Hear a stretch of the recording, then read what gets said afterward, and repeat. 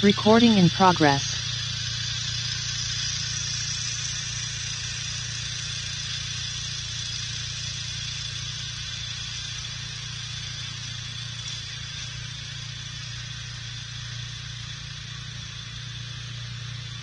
Good morning.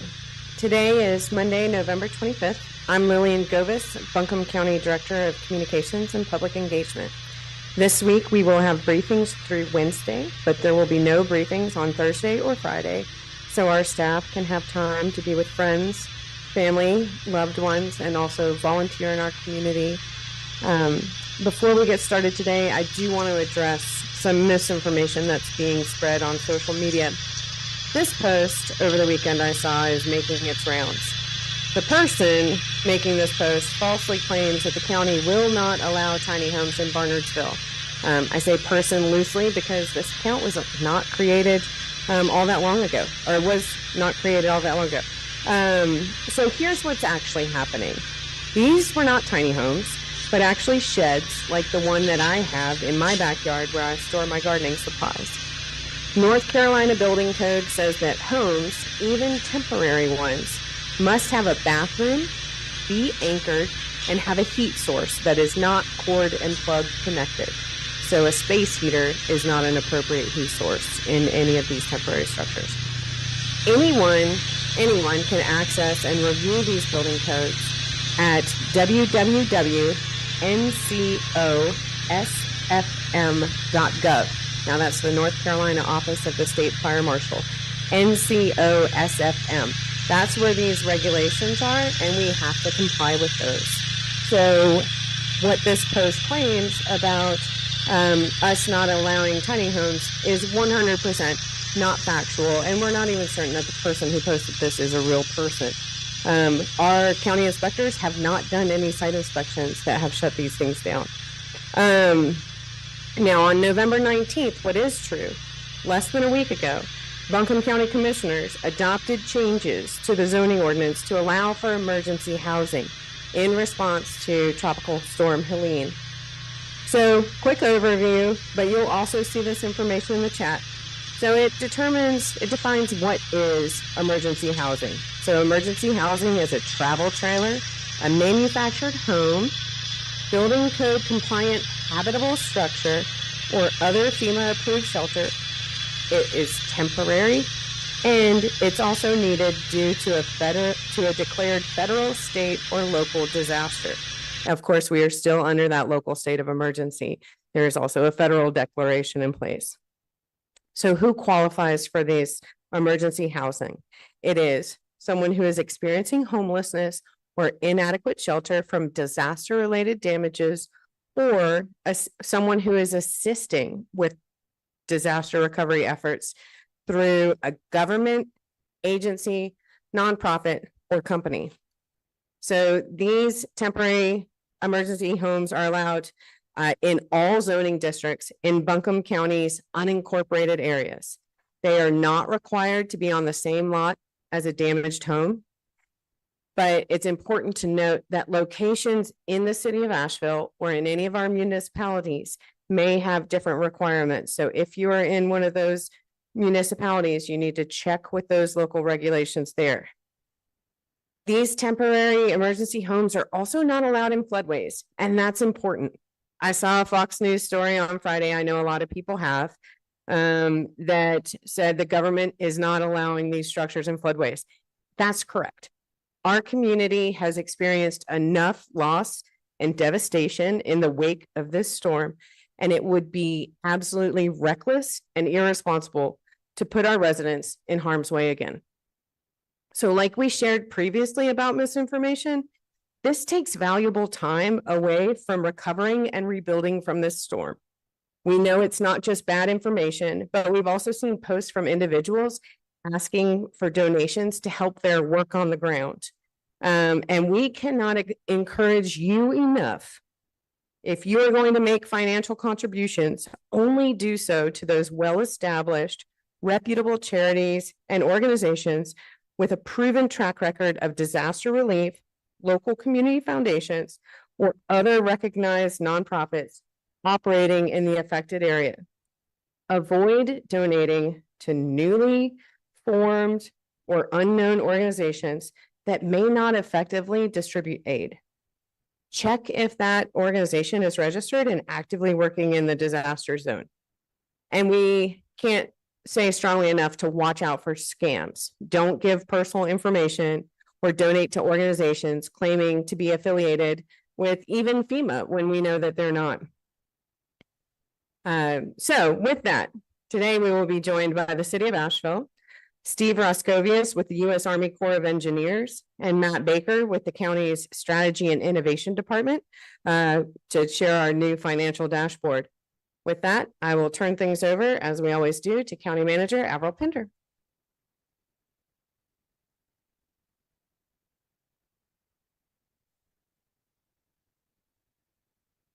Good morning. As we head into the holidays this week, Buncombe County government offices will be closed November 28th to the 29th. The county remains on a state of emergency, and some services like community showers, debris collection, and solid waste collection will have altered hours. The courthouse, health and human services, and libraries will be closed on Thursday and Friday. Visit buncombecounty.org to see a full list of closures. Community care stations and water distribution sites will be closed on Thursday for the holiday, but will reopen on Friday. Important changes come into both community care stations and water distribution sites. At the end of the day on December 2nd, all water distribution sites and community care stations in both the city and county will close, with the exception of 4 community care stations in the most impacted communities: Morgan Hill Baptist Church at 594 Barnersville Highway, Bethel United Methodist at 1050 Riceville Road, Owen Pool at 117 Stone Drive in Swannanoa, and Fairview Ingalls at 225 Charlotte Highway by the Reynolds High. An update on storm debris removal. Buncombe County property owners in unincorporated areas and in cities impacted by Hurricane Helene who do not have debris removal insurance may apply to have qualified disaster debris removed from their property at no cost through the private property debris removal, what you will hear as PPDR program. The program also covers the demolition of eligible unsafe structures. Here are 3 things to know about private property debris removal. You can visit one of our private property debris removal application centers to find out if you're eligible. They're located at the Asheville Mall, Barnersville Fire Department, Swannanoa Fire on Beachy Road, and Fairview Library. You can also apply online at www.buncombeready.org and select Helene debris removal. Private property debris removal is different than debris collections on public right-of-ways. Private property debris removal is where crews have to enter a property to collect debris. An example of this would be like if flooding occurred and carried a shed or trees into your backyard and you cannot get it to the right-of-way. An update on debris. As of this morning, there are 45 trucks running in Buncombe County, removing debris from all county zones. This is a significant lift, but a reminder that Helene created an estimated 10 million cubic yards of debris in and throughout Buncombe County. Debris removal will be a lengthy process, and we appreciate everyone's collaboration as we begin to clean up our homes and communities. For more information on private property debris removal and other debris questions, call the One Buncombe hotline at 828-250-6100 and select option 2. A reminder from Asheville Buncombe Rebuilding Together Grant Fund. A few days are left to apply for the Asheville Buncombe Community Rebuilding Together Grant. For-profit businesses in Buncombe County and the city of Asheville are eligible to receive grants of up to $25,000 to support recovery expenses not covered by insurance or other funding sources. Applications are open through Wednesday, November 27th, and can be found at mountainbizworks.org/AB grants. Applications are also available in Spanish. A short update on FEMA and FEMA hours. Starting today, in-person FEMA application assistance is open at the Asheville Mall from 8 a.m. to 6 p.m. on weekdays, and on Saturday from 9 a.m. to 2 p.m. And they will be closed on Sundays. For the holiday, the center will be closed on Thursday through Sunday. A reminder that the deadline to apply for FEMA assistance is January the 7th. So visit the Asheville Mall or apply at disasterassistance.gov. For our normal trash collection and recycling pickup, Vatesboro will operate normal routes for household trash and recycling today on Monday, November 25th, and on Tuesday, November 26th. Residents should use the transfer station or landfill if Vatesboro is unable to access them. But please note, the landfill and transfer station will be closed on Thursday. They will reopen on Friday. On Wednesday, Vatesboro would operate normal routes in accessible locations. There'll be no trash pickup on Thursday, and pickup locations will be pushed back one day. So on Friday, trash pickup will be in the Fairview and Arden, and on Saturday, trash pickup will be in Weaverville and Barnersville. Bag trash drop-off can be made from 8:30 a.m. to 3:30 p.m. Wednesday, Hearts with Hands. Friday, Ingalls, Fairview, and Saturday, North Buncombe Pool until 1 p.m. And now I'll turn it over to my counterpart, Deborah Campbell, City of Asheville City Manager.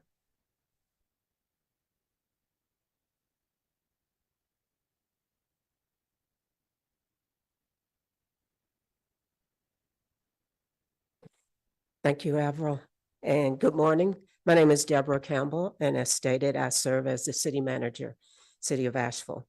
As usual, I want to start by thanking everyone in the community for your continued support and your ongoing efforts to contribute to our community's recovery from Tropical Storm Helene.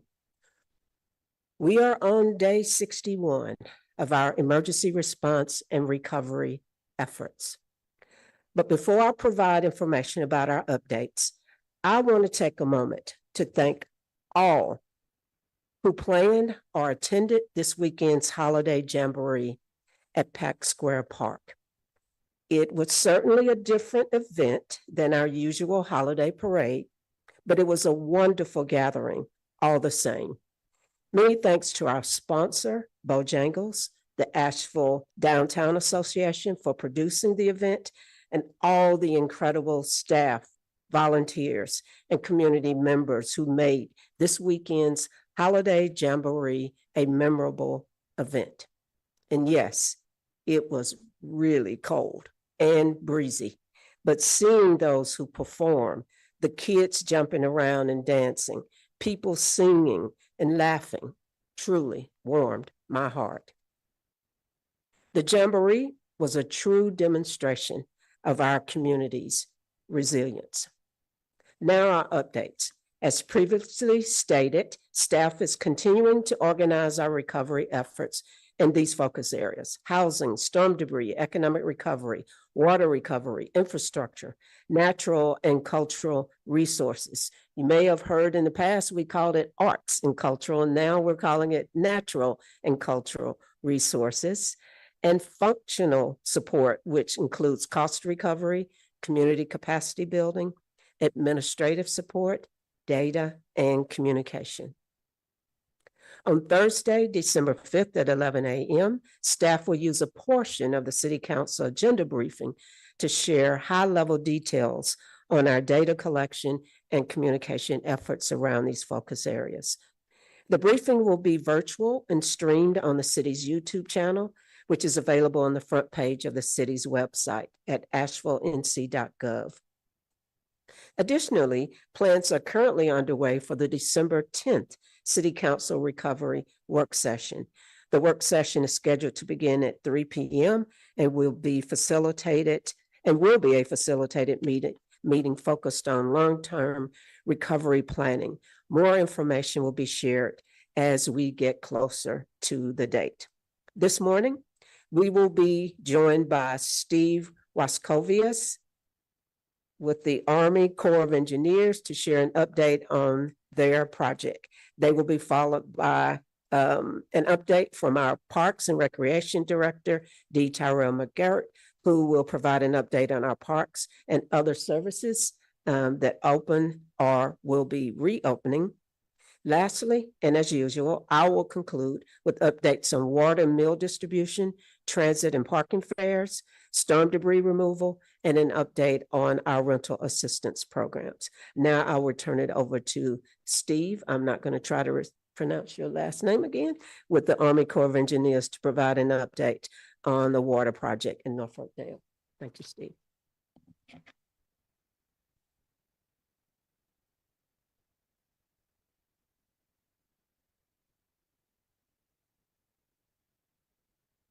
Good morning. We're here this morning to provide an update on our efforts to support the city of Asheville and Buncombe County regarding potable water. We currently have 3 ongoing projects within the region that will ensure resiliency and reliability of potable water. While these projects are temporary in scope, we plan to continue their operations until the city of Asheville and FEMA determine these systems are no longer needed. The primary projects are turbidity reduction at both the North Fork and Bee Tree reservoirs. The work is ongoing. We plan to have both operational in the next couple of weeks. These systems will remove the sediment from the water and then provide that cleaned water back into the existing water treatment centers. And again, these systems are to help ensure resiliency and reliability of your potable water systems. The third project that is currently fully operational is the water treatment site at the University of North Carolina, Asheville. And that system is tentatively scheduled to be removed around the middle of December. I'd like to conclude by saying this has truly been a team effort from the Asheville Water Resources Department and city staff to Buncombe County staff and FEMA. We have been solely focused on ensuring the community has safe drinking water as they continue their recovery process following Hurricane Helene. Thank you.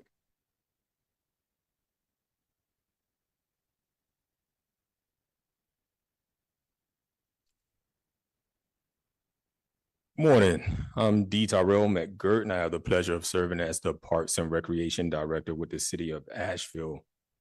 I'm happy to provide some information about the city's parks. We're pretty fortunate to live in a community that supports parks, greenways, community centers, and access to recreation programs for all that live here.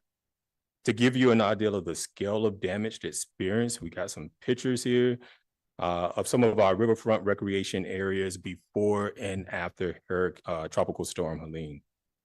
This is French Broad River Park, the playground at Carrier Park, the French Broad River Greenway, and Elmboy River Park.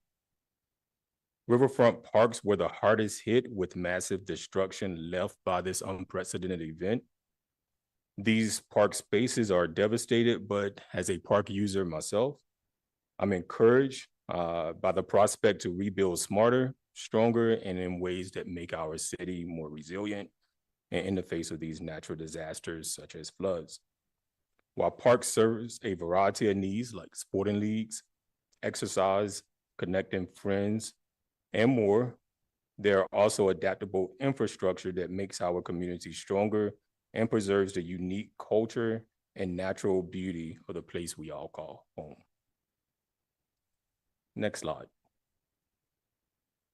Our team has been working hard since the storm to safely welcome you all back to your favorite parks and greenways. The vast majority of the parks and community centers are open, though some still have minor damage such as debris or down fencing that should be remediated soon. A full list of fully opened, partially opened, and fully closed parks is available at asheville.nc.gov/parks. 11 parks and greenways are fully closed because they are unsafe and are off limits to the public. The City of Asheville's recovery support groups continue to inspect and document safety concerns and damages in parks for FEMA review. So it is imperative that community members stay out of these closed areas to allow this process to take place. Next slide. As you saw in the previous slide, 13 parks are partially open, which means some areas have downed trees, damaged structures and fencing, or other areas deemed unsafe. For example, trails in Richmond Hill Park, the section of French Broad River Greenway that runs through French Broad River Park, and multiple trees are down in sections of Aston Park. Mowing, trash collection, and other essential services are still taking place in some of these areas that are open. As resources become available, these parks will fully reopen. I would like to mention that resources are a bit more challenging for us as Asheville's Parks and Recreation Maintenance Facility was decimated during the storm. If you see our colorful passenger vehicles in the community, it is more likely shuttling crew members to parks instead of taking after-school kids or seniors on the normal field trips. Again, a full list of fully opened, partially opened, and fully closed parks is available at asheville.nc.gov/parks. Next slide. Now for some exciting news. In the next few days, Riverbend Park in East Asheville will fully reopen. This park is located on the banks of the Swannanoa River that includes a paved section of the Swannanoa River Greenway. The east side of Carrier Park will also reopen. This includes natural green space area, a picnic shelter, and the parking lot. We will also have porta johns that would be available along the greenway near the shelter. The entire section of the French Broad River Greenway that runs through Carrier Park will also be open. So you will also be able to access the greenway between Amboy River Park through Carrier Park to Harmony Creek River Park. The west side of Carrier Park, with the exception of the French Broad River Greenway, however, will remain closed as it saw substantial damage. Basketball courts, lawn bowling, multi-purpose fields, sand volleyball courts, restroom, the skating rink, and the velodrome will remain closed and off limits at this time. Some trails and disc golf baskets will also reopen at Richmond Hill Park, along with the picnic shelter and restroom facility.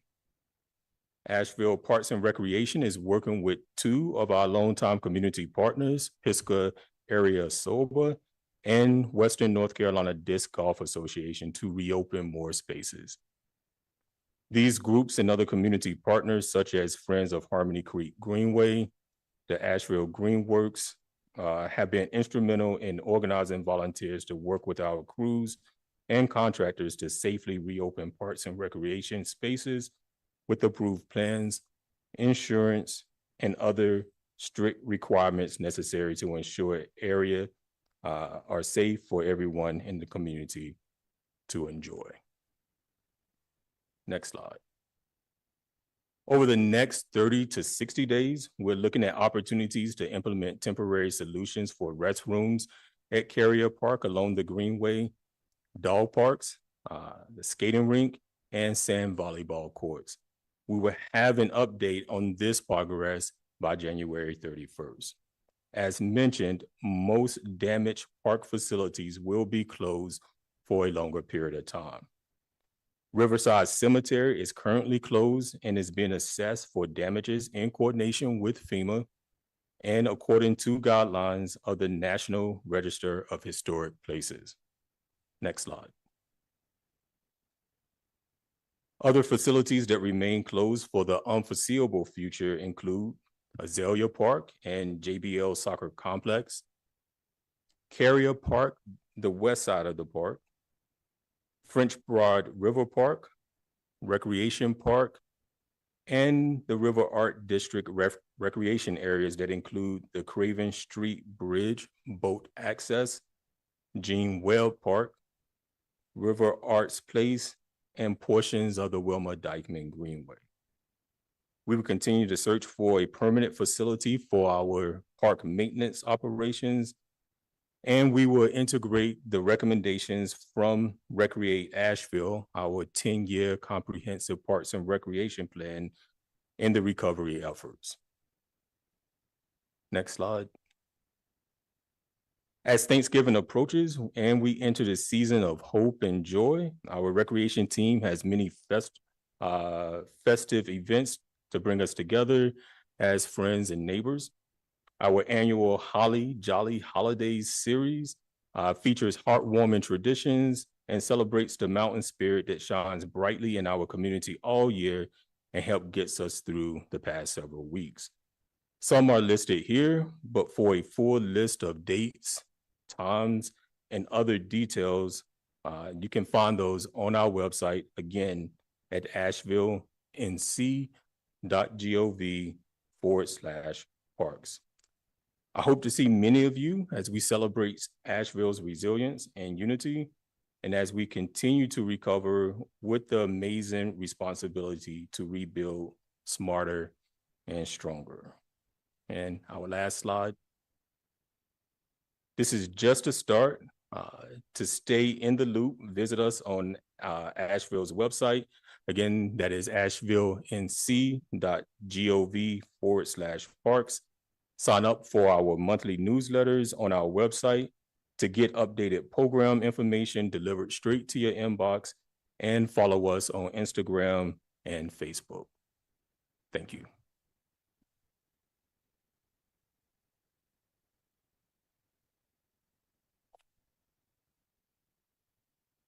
All right, now I'll provide an update on water and meal distribution sites in the city of Asheville.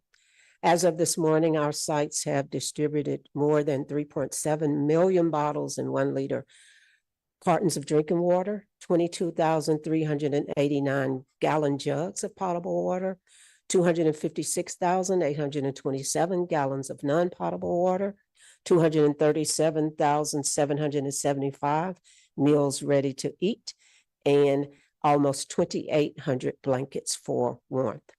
As County Manager Averill Pender mentioned, food and water distribution sites within the city of Asheville will be closed on November 28th for Thanksgiving Day.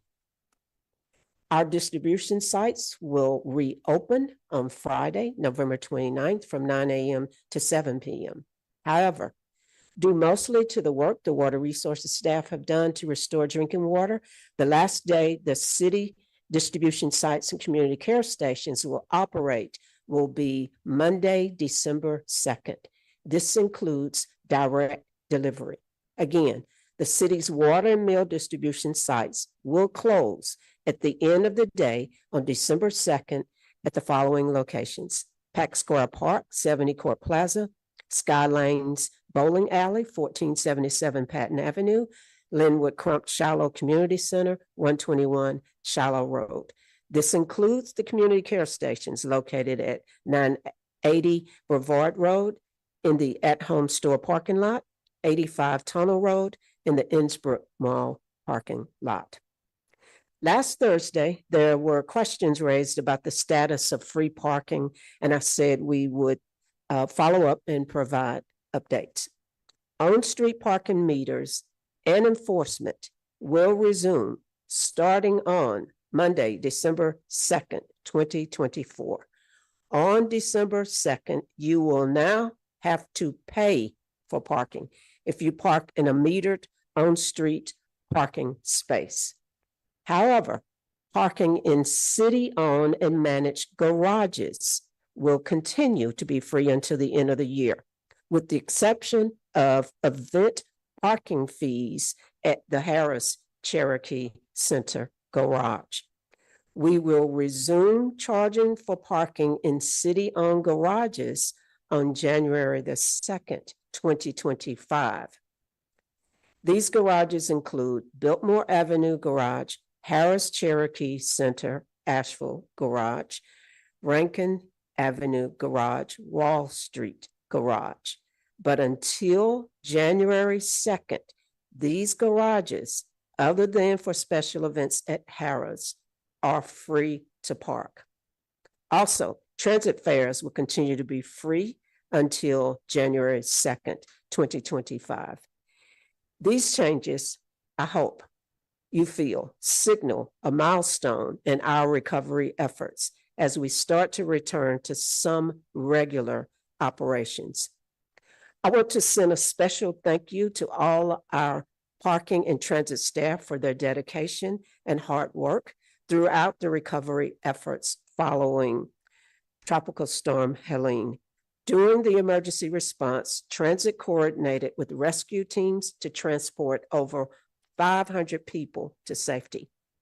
Transit also expanded its role beyond regular transit routes by providing rides for those residing in shelters to FEMA resource centers and comfort care stations. Additionally, transit delivered water and supplies to vulnerable neighborhoods.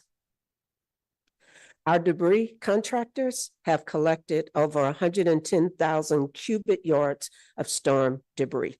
Work is still focused on public right-of-way cleanup, but we also continue to encourage all residents and businesses of Asheville to sort debris appropriately and move storm debris to the curb. Over the weekend, neighbors in West Asheville began to see crews removing storm debris that was temporarily stored at 65 Ford Street. Contractors will continue to remove debris until all is removed from this site. Community safety is our top priority, so please remember that this site is not open to the public. Today, the contractor will have 35 trucks running. The zones will be as follows: 9 in Zone 1, West Asheville; 6 in Zone 2, West Asheville, north of Haywood Road; 6 in Zone 3, downtown; 8 in Zones 4 and 5, which is north and northeast; 4 in Zone 6, which is East Asheville; 2 in Zones 7 and 8, southeast and south Asheville. And there will also be 2 white goods crews. We've received several reports of illegal dumping and kindly ask everyone in the community to follow our storm debris collection guidelines. Contractors are actively collecting all types of debris, including vegetation of any size, appliances, construction and demolition materials, and bulky items. Proper disposal of storm debris and other waste ensures recovery resources are used efficiently and helps maintain progress in the cleanup efforts. We encourage all residents and businesses of Asheville, again, to sort debris appropriately and move storm debris to the curb, and it will be picked up at some point in time. If you see illegal dumping, i.e. random trucks or cars dumping debris and garbage on vacant or undeveloped lots or developed lots, please report it through the Asheville app. The city had previously announced that it was working with Evelyn Charities to provide $500,000 in city-funded rental assistance to city residents. Evelyn has begun expanding their staff and volunteer base to handle the additional volume and are processing 40 to 50 applications a day. Evelyn is working to move as fast as they can while remaining accountable for those funds. At this time, we'd like to share that we are also working with Grace Covenant Presbyterian Church to support their efforts in providing rental assistance to our community members. We plan to provide Grace with $250,000 in city funds to make available for rental assistance for low-income families in Asheville. We anticipate that this funding will assist over 110 families and enable them to remain in our community. Grace Covenants is open every day, 12 to 4 p.m. for residents to apply for assistance. I would like to thank our partners who are doing tremendous work to deploy these funds as quickly as possible during this time of community need. In closing, I'd like to express, as I usually do, my heartfelt gratitude to the mayor and city council, all of our dedicated City of Asheville employees, our partners at the county, state, and federal levels, as well as our private and nonprofit collaborators. We have a long way to go, but we are making steady progress and we will build back better. Lillian?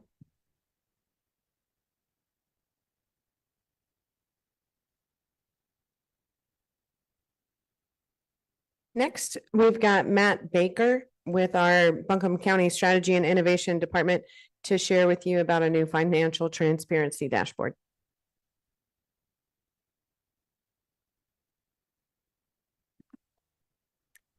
Thank you, Lillian.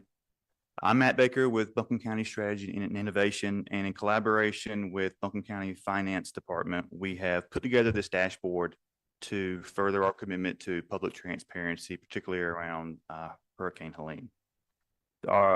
This dashboard is similar in design to our open checkbook dashboard, and both of them can be found at buncombecounty.org/transparency. This particular dashboard is divided into two sections: actuals and obligations, actuals being expenses that have been paid and obligations being expenses that will be paid. The actuals side of this dashboard is fully searchable. You're able to see not only the amounts, but also who those amounts are going to. In addition, some information on how we categorize those things and related dates. You can also see those expenses tracked over time, and many of the visuals are interactive.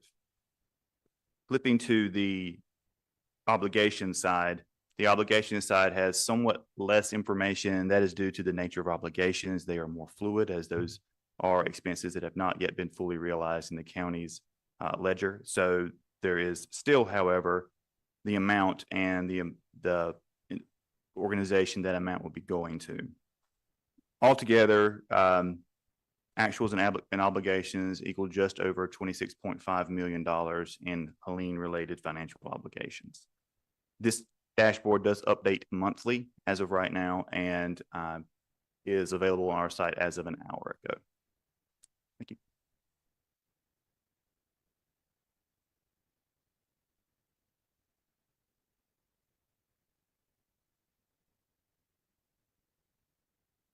I know there are a lot of questions about reimbursements, and the county does seek to be reimbursed for the expenses that you see on that dashboard. With that, we will turn things over to questions from the media who are joining us on a separate Zoom call, if there are any.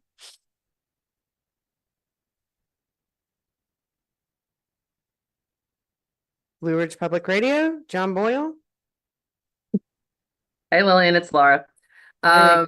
Yeah, you knew that happened. So I just want to make sure that we're clear on what you're saying about the misinformation and placing those temporary homes. And the reason I'm asking this is that there was a letter from Senators Bodden, Tillis, and Representatives Edwards and Fox advocating for the ability to put these homes in special flood hazard areas. I think I heard you say that this county considers that irresponsible, and I've already forgotten the word that you used, reckless. So there's a difference between a flood plain and a floodway, and that is important when it comes to regulations. So we are making sure that these are not in floodways to prevent them from being in harm's way should we experience even, it doesn't even have to be a storm as significant as what we experienced back in September. Okay, so the county is not in opposition to them putting them in that sort of next layer of what might potentially flood. That is correct. Great, thank you. There may be additional requirements like elevating that structure to prevent it, but there are ways to work with it, right? It's not a hard no, period.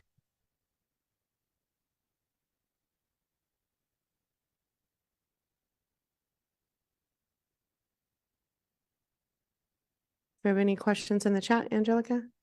No questions in the chat. Quiet Monday.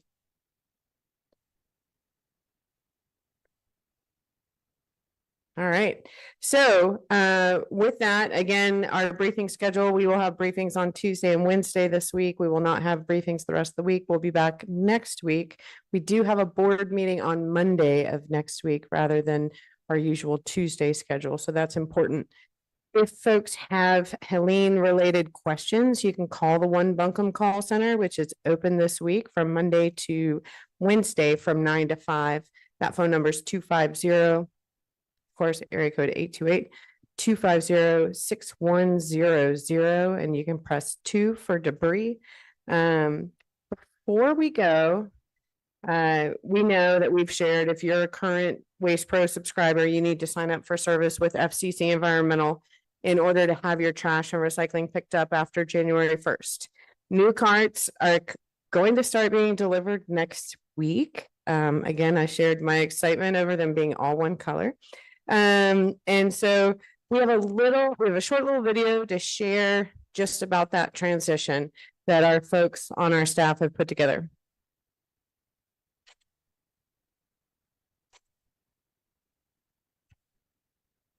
People usually just roll me out, then walk right on by. Just another can on the curb. But today, I need your help. Now, you might be wondering, how can I help a talking trash can? Well, let me explain. Starting January 1st, FCC Environmental will be handling trash and recycling for unincorporated Buncombe County. But if you don't sign up, I'll be left out here alone.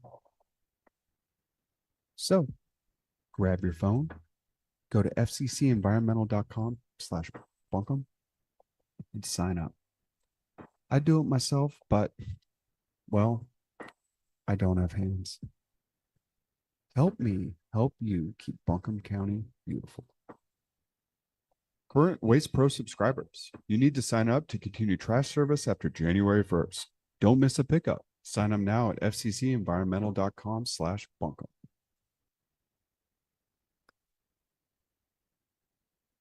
Thank you very much. Thanks to our team who put that together. So go to FCC Environmental/Buncombe, get signed up if you're a current Waste Pro subscriber. Let's make sure you have service in the new year. A few housekeeping things before we close out.